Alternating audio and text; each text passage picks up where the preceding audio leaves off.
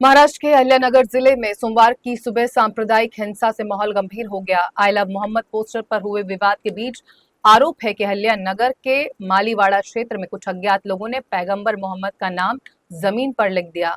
इससे मुस्लिम समाज की धार्मिक भावनाएं आहत हुई और भारी विरोध प्रदर्शन किया गया। नाराज मुस्लिम समुदाय के सैकड़ों लोग शहर के कोतवाली पुलिस स्टेशन के सामने आंदोलन करने पहुंचे। इस बीच प्रदर्शनकारियों पर पुलिस ने लाठीचार्ज भी किया। पुलिस ने सख्त एक्शन लेते हुए आंदोलनकारियों को खदेड़ा, जिसके बाद अब इलाके में शांति व्याप्त है। इस बीच सुरक्षा को लेकर पुलिस प्रशासन अलर्ट मोड पर है। पुलिस ने किसी से भी अफवाहों पर भरोसा न करने की अपील की है। वहीं कई प्रदर्शनकारियों को हिरासत में लिया गया है।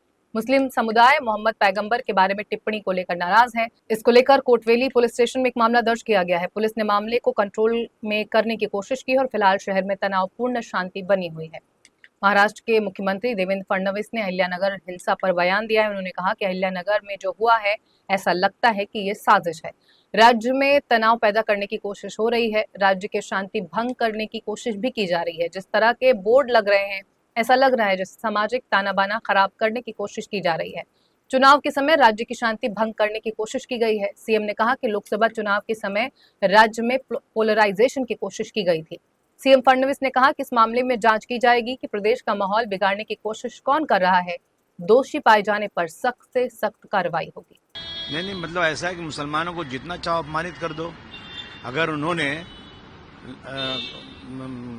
आई लव मोहम्मद रसूलुल्लाह सल्लल्लाहु अलैहि वसल्लम के ऊपर कुछ किया तो ठीक है, अब वो बात हो गई पूरी, लेकिन बार बार उस चीज को लेकर के कहीं न कहीं मुसलमानों को अपमानित करना और सब केस मुसलमानों पर करना, यानी सारी गलती किसी और की हो, मुसलमानों को किया जाए। मुसलमानों को कुरान शरीफ के बारे में गलत बातें अभी हुई थी, यहाँ पे मुंबई में हुई थी, वहां पर जो है कोई अंगुली बना के उसमें भी अपमानित मुसलमानों को किया जा रहा है।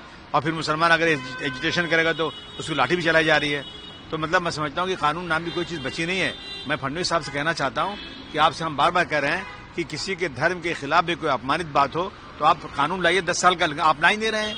इसका मतलब कि सरकार खुद चाहती है कि ऐसी चीजें हो और मुस्लिम हिंदू लड़ाई हो और वो चुनकर आए। मतलब मैं इसकी खुली निंदा करना चाहता हूँ। मुख्यमंत्री का किसने किया? नहीं, जिसने भी वहाँ रंगोली में जो कुछ लिखा, अपमानित किया, तो खुली बात दिख रही है और रोज हो रहा है ना ये। तो मुख्यमंत्री साहब, आप जो है इंक्वायरी बाद में करिएगा। आप पहले एक लॉ बना दीजिए कि जो भी किसी धर्म के खिलाफ करता है 10 साल सजा उसको होना चाहिए। देखिए, मैं अभी प्रवास में था, इसलिए मेरे पास उसकी पूरी जानकारी नहीं है, लेकिन मैं इतना ही कहना चाहूंगा कि जिस प्रकार से ये सारे अलग अलग प्रकार के बोर्ड्स लग रहे हैं या बाकी चीजें चल रही है, एक प्रकार से ये भी देखना पड़ेगा कि क्या इसके पीछे कोई साजिश है, क्या कोई यहाँ पर जो हमारा सामाजिक ताना बाना है उसको एक प्रकार से उधेड़ने का प्रयास कोई कर रहा है क्या, इसको भी ध्यान में लेना पड़ेगा। जिस प्रकार से एक पोलराइजेशन का प्रयास लोकसभा के समय महाराष्ट्र में हुआ था कि उसी प्रकार से कोई कुछ कर रहा है, इसको भी देखना पड़ेगा। सभी को अपने अपने धर्म का अवलंब करने का पूरा अधिकार है, लेकिन इस प्रकार से लोगों के बीच तनाव पैदा हो, इस प्रकार से अगर कोई करता है तो योग्य नहीं है।